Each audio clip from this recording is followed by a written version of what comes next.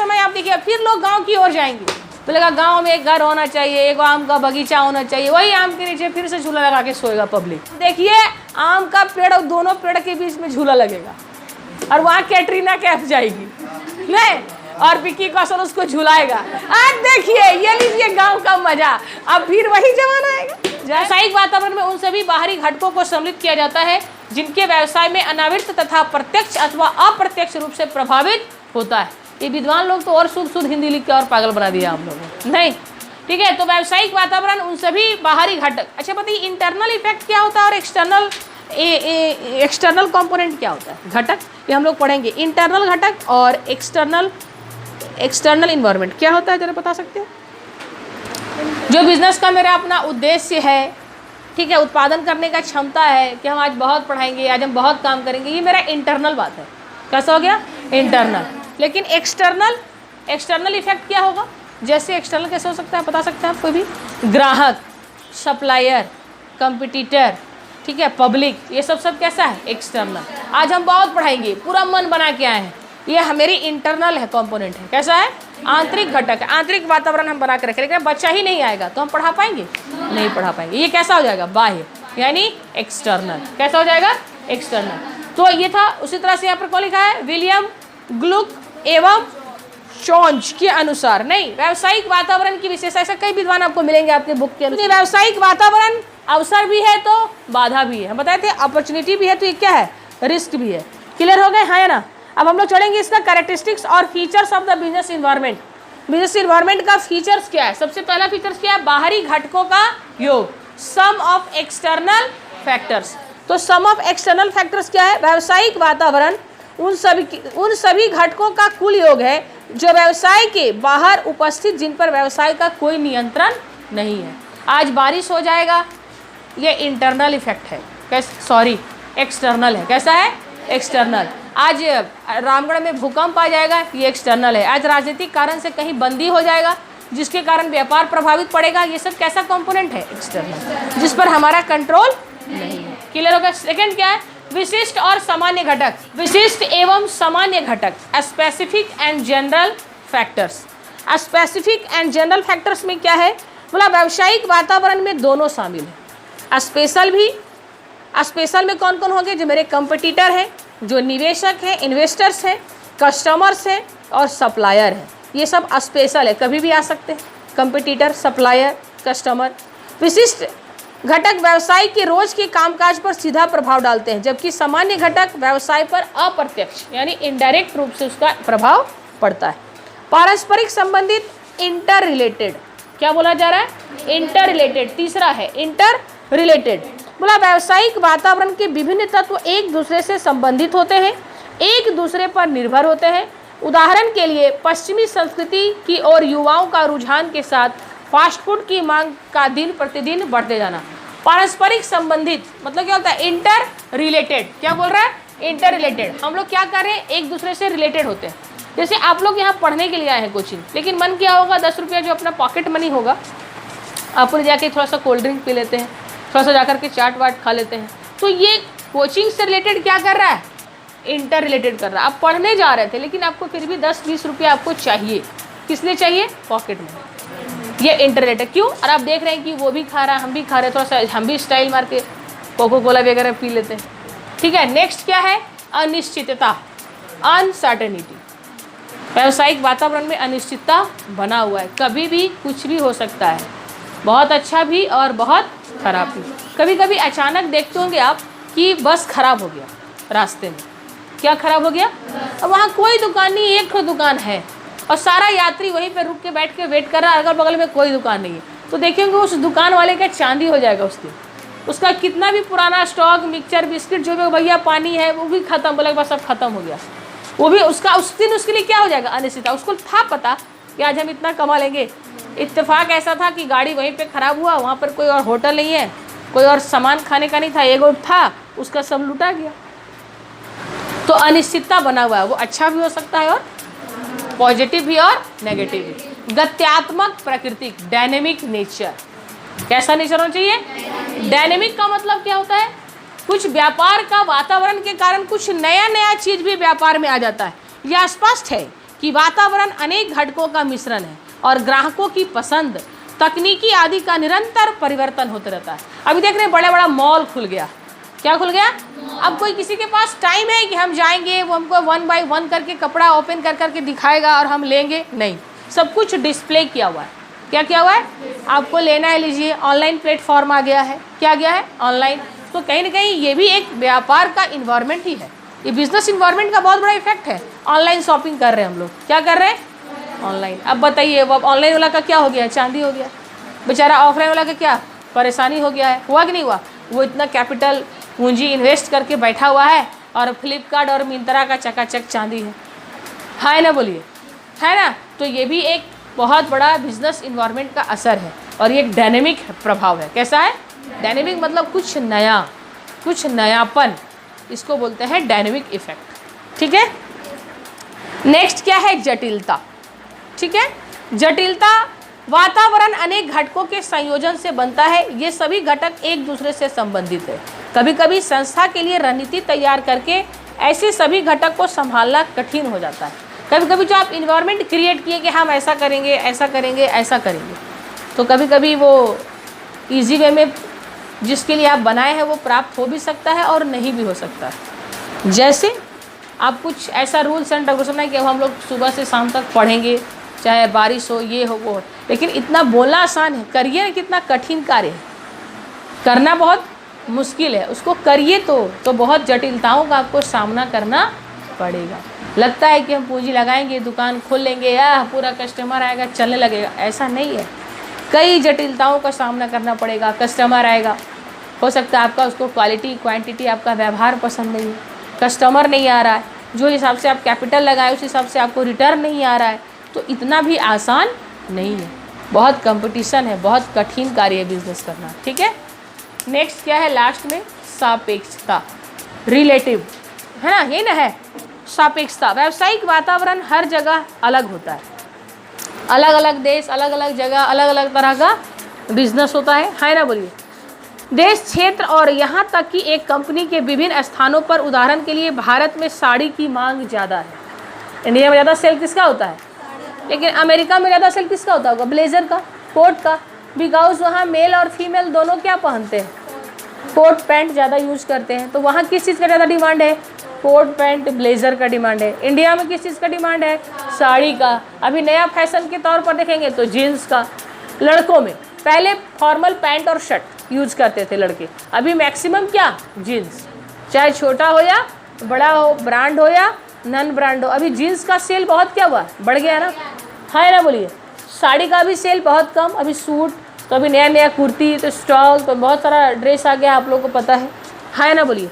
तो एक दूसरे से क्या है? ये सापेक्षता है। ठीक है।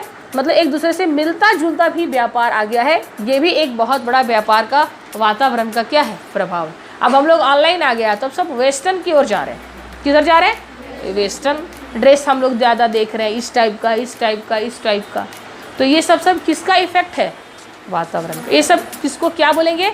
व्यावसायिक वातावरण, बिजनेस, यानी इसी को बोलते हैं व्यावसायिक वातावरण, जो व्यापार को चाहे अनचाहे, डायरेक्ट इनडायरेक्ट रूप से उसको इफेक्ट पड़ता है, इसी को बोलते हैं बिजनेस इन्वायरमेंट। क्लियर है ना? अब हम लोग करेंगे व्यावसायिक वातावरण का महत्व, importance of the business environment. अब इसका महत्व क्या है, इंपॉर्टेंस क्या है? क्या है? पहला जी, पहली पहल करने से लाभ, फर्स्ट मूवर एडवांटेज। पहला बार जो कोई चीज़ लॉन्च करता है तो उसको उसका लाभ मिल जाता है। जैसे ऑनलाइन में आया अमेजोन, कौन आया? उसके बाद आया फ्लिपकार्ट, उसके बाद आया मिंत्रा, उसके बाद अजियो, कई ऐप आ रहे हैं। लेकिन जो पहले आया, पहले लॉन्च किया, रिस्क लिया, उसको प्रॉफिट भी क्या हुआ? ज़्यादा हुआ कि नहीं हुआ? सबसे पहले फ़ोन आया था नोकिया, क्या आया था? LG, सैमसंग, अब आ रहा है वीवो, रियलमी, आईफोन, एप्पल, तो आ रहा है, लेकिन लोग भी पहले आया, लॉन्च हुआ था पहले, है ना? बोलिए। दूसरा क्या है? चेतावनी का संकेत, वार्निंग सिग्नल। वार्निंग काहे मिल जाएगा भैया? उदाहरण में व्यावसायिक वातावरण की समय की बारीकी से जांच समझने में सक्षम होते हैं, वे विभिन्न प्रकार की खतरों से निपटने के लिए चेतावनी का संकेत प्राप्त करते हैं। ध्यान से सुनिएगा, बिजनेस इन्वायरमेंट से आप समझिएगा कि आने वाला समय किसका है। जैसे अभी हम लोग पेट्रोल डीजल बहुत महंगा हो रहा है नहीं हो रहा है। गैस सिलेंडर बहुत महंगा हो गया। अब जिसके पास कोयला लकड़ी काठी है वो भी नहीं जलाना चाहता है चूल्हा, लकड़ी पे कोई खाना बनाना चाहता है नहीं। तो निश्चित है कि आने वाले समय में गैस क्या होगा, महंगा होगा। क्या होगा? तो आने वाले समय के लिए ये संकेत है भैया कि गैस महंगा होगा, पानी महंगा होगा, बिजली तो और महंगा होगा। रिचार्ज सिस्टम हो जाएगा जियो टाइप का, रिचार्ज खत्म, लाइन पर पंखा बत्ती बंद। क्योंकि जान रहा है ना लोग कि आप बिजली पे डिपेंडेड है, आपके घर में मोटर लगा हुआ है पानी के लिए, कुआं तो नहीं है। यदि आप सोच के देखो 5 दिन लाइट नहीं आए तो आपका ज़िंदगी में क्या होगा? हाँ, आप सोच के देखिए, जितना जो आप अभी जो चार्मिंग दिख रहा है ना सब झूरी आ जाएगा, हाहाकार मच जाएगा, पानी पानी पानी। और पहले पहले 8-8 दिन लाइन नहीं आया करता था, लाइट नहीं रहता था, 8-8 दिन पावर कट जाता था, तो हम लोग जीवित रहते थे कि नहीं? क्यों? उस समय कुआं था। क्या था? कुआं था, चापाकल था, नई लाइट नहीं है। रात को सोने का ही ना दिक्कत हुआ, दिक्कत भी हुआ तो उसका भी उपाय लगा लिया पहले। शायद देखो बोल रही छत के ऊपर सो गया, कोई उधर सो गया, कोई अभी तो लोग खाली पैरे नहीं चलता है, चलेगा बिना फैन का, बिना लाइट का, बिना एसी का नहीं सोना चाह रहा है। तो ये हम लोग बैड हैबिट अपने में बनाए। और आने वाला समय सबसे ज़्यादा महंगा होगा नेचुरल रिसोर्सेज, बिजली, पानी, और इसके लिए हम लोग आदी हो गए। अब सोलर ऊर्जा से कोई चलाएगा, खाना बनाएगा, आने वाला समय किसका होगा? सोलर ऊर्जा का। अब आप दिमाग लगाइए कि हम सोलर ऊर्जा लाते हैं, ग्रीन गैस लाते हैं, हाँ ना बोलिए। अब कैसे डीजल, अभी क्या आ गया, इलेक्ट्रिक कार आ गया ना। क्यों? क्योंकि पेट्रोल डीजल क्या है, महंगा है। तो अब धीरे धीरे इलेक्ट्रिक भी तो महंगा होगा आने वाले समय में, कि नहीं होगा? होगा ना। तो आपके लिए चेतावनी, अब आप नया बिजनेस में आयाम ढूंढिए कि हम कौन सा ऐसा बिजनेस करें कि ज़्यादा चलेगा। जैसे भी बता रहे हैं, अभी लोग फास्ट फूड बहुत खा रहे हैं ना, है ना। अब लोग धीरे धीरे समझदार होते जा रहे हैं कि अच्छा चीज़ खाना है, पता है। अब लोग समझ रहे हैं कि दिखावे भड़कावे में नहीं जाना है। मतलब फिर हम लोग पुरानी कल्चर की ओर आएंगे। देखिएगा आप, लोग अब फिर से वही दाल खाएंगे जो दाल डायरेक्ट खेत से आता हो, जिसको हम लोग बोलते हैं ना खड़ा दाल, जैसे मसूर हो गया, चना हो गया, मूंग, खड़ा खाएंगे। और अभी हम लोग पॉलिश्ड खाते हैं, यूज करते हैं। कैसा वाला? पॉलिश्ड। आने वाले समय फिर आएगा, बोलेगा नहीं भैया पॉलिश मत खाइए, शरीर के लिए क्या है, हार्मफुल है, मत खाइए। फिर वही कल्चर में हम लोग आएंगे। फिर हम लोग देखिएगा जो पोल्ट्री फार्म का जो हम लोग खा रहे हैं, चिकन मटन, फिर हम लोग आएंगे कि नहीं भैया घर में मछली पालन होगा, घर में बतख पालन होगा। फिर खपड़ा का घर आएगा जो लाइफ ज़्यादा देगा, फिर एसी, फिर सब बेकार है, ये है वो। आने वाले समय में सबसे महंगा होगा फार्म हाउस। और वो फार्म हाउस कैसा होगा? खपड़ैल, मिट्टी का, जो बिना एसी का ठंडा रहता है। और अभी हम लोग एसी लगाए, कितना हम लोग बेवकूफ़ हैं। एसी भी लगाते हैं पैसा देके, बिजली बिल भी लगा रहे हैं पैसा देकर, हम अपने आप को महसूस करते हैं हाँ कितना बढ़िया। और उसके बाद अपना शरीर भी हम बर्बाद कर रहे हैं, बॉडी भी, है ना बोलिए। कितने हम लोग खुश हैं इस काम को करके, वाह। रॉयल लाइफ कहते हैं इसको। क्या कहते हैं? क्या ये रॉयल लाइफ है? ये रॉयल लाइफ नहीं है, ये बहुत बर्बादी वाला लाइफ है ना बोलिए। ये हम अपना आयु को कम कर रहे हैं, है ना। ये मेरा जो जीने का जो समय है उसको हम क्या कर रहे हैं? कम कर रहे हैं। ज़्यादा फिर आएगा समय, आप देखिए फिर लोग गांव की ओर जाएंगे, बोलेगा गांव में एक घर होना चाहिए, एक आम का बगीचा होना चाहिए, वही आम के नीचे फिर से झूला लगा के सोएगा पब्लिक, और उसको डालेगा, रील्स बनाएगा। देखिए अभी रील कौन देखेगा? इसी वाला खत्म। अब देखिए आम का पेड़ और दोनों पेड़ के बीच में झूला लगेगा, और वहाँ कैटरीना कैफ जाएगी नहीं, और विक्की कौशल उसको झुलाएगा। आज देखिए, ये लीजिए गांव का मजा। अब फिर वही जमाना आएगा, जाएगा कहाँ? क्या गलत बोल रहे हैं? तब आने वाला समय फिर वही आएगा, टेंशन लेने की जरूरत नहीं है। क्या? इसीलिए आप समय को पहचानिए कि आने वाला समय क्या है, और आप टर्न अप कर जाइए, मूव कर जाइए। आपका बिजनेस चलेगा, आपका बिजनेस दौड़ेगा, और आप खूब कमाइएगा एकदम। अभी देखो ना जी, हेलो, अभी हम लोग कृष्ण सत्तू खाते हैं ना पैकेट वाला। अभी देखिए देखते कभी कभी मोहल्ला वाला घूम के सामने में पीस के बेचता है, और खूब कॉस्टली बेच रहा है, महंगा। लोग उसको लोग खरीद के यूज कर रहा है ना, क्या है कि वो लग रहा है कि वो सही चीज़ है, वो प्रोडक्ट क्वालिटी क्या मिल रहा है हमको? सही। अब लोग सही क्वालिटी की ओर जाएंगे। आपको हम लिख के देते हैं, आने वाला समय यही होगा। अब आने वाला समय जो होगा यही होगा कि बिना खाद का, इसको हम लोग क्या बोलते हैं, कौन खेती बोलते हैं? बताओ ना। जैविक खेती। क्या बोलते हैं? जैविक खेती किया हुआ, माने बिना खाद का, बिना मिलावट का लोग सामान को यूज करना चाहेगा और उसका लाइफ अच्छा होगा, फिर वो महंगा मिलेगा। क्या मिलेगा? आने वाला समय देखिएगा उसी का होगा। फिर से आपको हम बोल रहे हैं, फिर से हम लोग रेड राइस खाएंगे। अभी तो पॉलिश राइस खा रहे ना, यह बड़ा बड़ा चावल, कौन सोना चूर, मोती चूर, हीरा चूर, इंडिया गेट, महाराजा, सब बंद होगा। फिर आएगा रेड चावल, ढेकी वाला, और वो सबसे महंगा बिकेगा, क्योंकि अभी मार्केट में ढेकी का हुआ खत्म। अब फिर लोग खाएगा ढेकी का चावल, और अब वो ढेकी कूटने लायक शरीर आदमी का है ही नहीं। यहाँ तो एसी में रह लिया, वो ढेकी कहाँ कूटेगा, अपने कूटा जाएगा। ठीक है, आने वाला समय उसी का होगा, आप देखिएगा। फिर से जमाना मूव करेगा। क्या करेगा? वही पक्का होगा, देखना हम जो बोल रहे हैं। फिर कैटरीना कैफ जाएगी आम के नीचे, अब नहीं जाएगी लंदन के ब्रिज में फिल्म बनाने, अब आम का पेड़ खोजा जाएगा, कहाँ आम गिरा, नेचुरल टप्पा, उसका फोटो का सीन चलेगा, इंतजार करेगा, ए आम गिरा गिरा गिरा गिरा गिरा। अब उस समय जमाना चला गया। अब देखते हैं ना लोग कैसे नेचुरल चीज़ को बहुत फोकस कर रहा है कि नहीं, नेचुरल।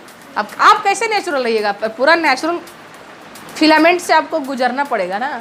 आप नेचुरल रहिए, नेचुरल बनाइए, जंगल में जाइए, लकड़ी लाइए, तब ना नेचुरल है ना। तब कहाँ मिलेगा? अब लोग मटन हांडी पसंद कर रहा है। क्या पसंद कर रहा है? मतलब मटन हांडी कौन मिट्टी वाला बना रहा है ना, लकड़ी का कोयला बना रहा है, तो अब लोग क्यों नहीं गैस वाला खा रहा है? देखिए टेस्ट चेंज हो रहा है कि नहीं। अब फिर से लोग कहाँ जा रहा है? मटन हांडी की ओर जा रहा है ना जी। तुम लोग भी जाएगा, टेंशन मत लो। आगे चले। नीतियों और रणनीतियों के निर्माण का आधार है ना, basis of policies and strategies of formation.